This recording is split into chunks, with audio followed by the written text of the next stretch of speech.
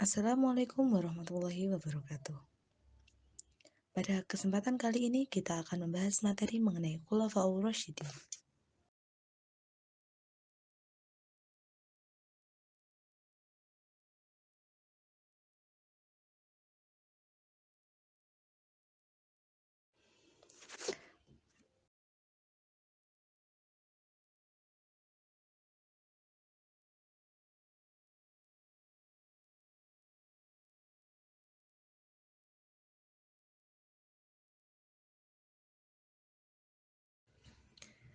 Yang pertama kita akan bahas mengenai masa khalifah.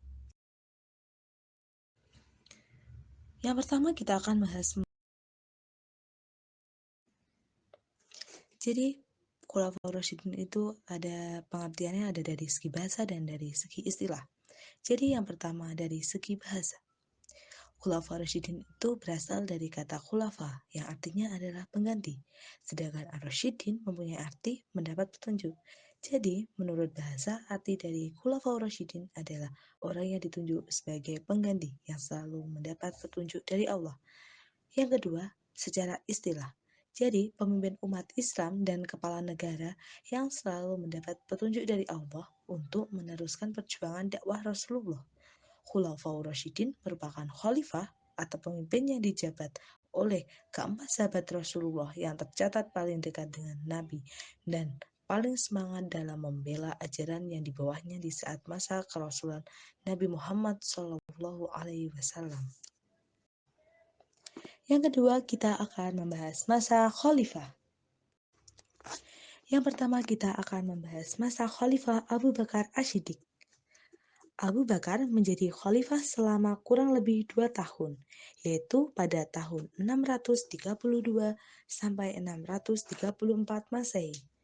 Walaupun hanya memimpin selama 2 tahun, banyak kemajuan pesat yang dilakukan oleh Khalifah Abu Bakar, yaitu memperluas kekuasaan Islam ke Persia, sebagian Jazirah Arab, hingga menaklukkan sebagian daerah Kekaisaran Bizantium. Prestasi yang diraih oleh Abu Bakar As-Siddiq yang pertama, memerangi kaum murtad, yang kedua, pembukuan Al-Quran, dan yang ketiga, perluasan wilayah. Yang kedua, masa Khalifah Umar bin Khattab. Umar menjadi khalifah selama kurun waktu 10 tahun, yaitu pada tahun 634 sampai 644 Masehi. Masa jabatannya diakhiri dengan kematiannya. Ia meninggal karena dibunuh oleh seorang budak Majusi dari Persia yang bernama Abu Lulu'ah. Umar ditusuk dengan sebuah belati ketika sedang melaksanakan sholat subuh. Prestasi yang diraih Umar bin Khattab. 1. Perluasan wilayah. Yang kedua, penataan administrasi dan keuangan pemerintah. Yang ketiga, penetapan kalender Hijaiyah. Yang ketiga, masa Khalifah Ali bin Abi Thalib. Hal yang pertama beliau lakukan adalah mencopot semua gubernur yang dulu diangkat oleh Utsman. Karena ia yakin bahwa pemberontakan terjadi karena keteledoran mereka. Dia juga menarik kembali tanah yang dihadiahkan Utsman kepada penduduk dengan menyerahkan hasil pendapatannya kepada negara dan memakai kembali sistem distribusi pajak tahun di antara orang-orang Islam sebagaimana dulu pernah diterapkan pada masa Khalifah Umar. Prestasi yang diraih oleh Ali bin Abi Thalib diantaranya pengganti pejabat yang tidak memiliki integritas, memajukan bidang ilmu bahasa, membenahi keuangan negara, dan bidang pembangunan. Yang keempat, masa Khalifah Utsman bin Affan.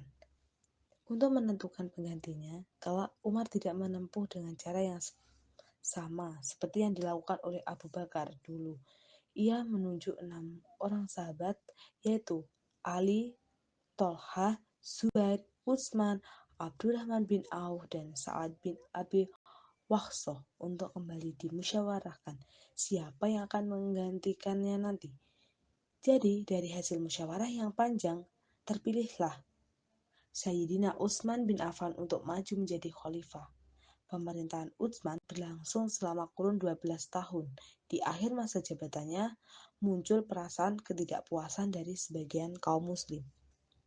Jadi prestasi yang diraih Utsman bin Affan, yang pertama, pembukuan kembali Al-Quran.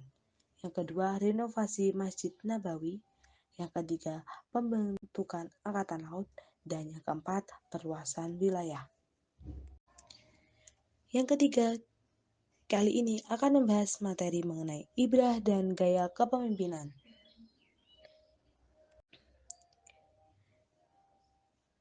Ibrah kepemimpinan. Yang pertama, Abu Bakar.